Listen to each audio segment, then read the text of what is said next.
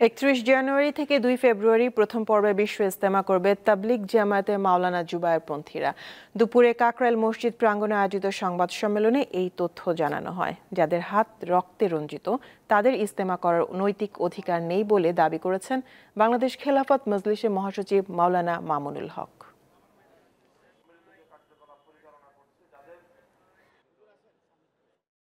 প্রথম পর্বের ইজতেমা হচ্ছে ইনশাআল্লাহ, সেই বিষয়ে কোনো ধরনের বাধা নেই। যাদের হাতে টঙ্গীর ইজতেমার মাঠ সাধারণ নিরীহ মুসল্লিদের রক্তে রঞ্জিত হয়েছে তাদের আসলে সেখানে ইজতেমা করার নৈতিক কোনো অধিকার থাকে না।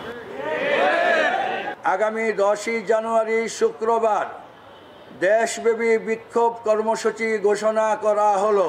25 জানুয়ারি শনিবার 2024 শনিবার দেশের সকল পর্যায়ের প্রতিনিধিত্বশীল আলেমদের নিয়ে উলামা সম্মেলন করার ঘোষণা করা হলো।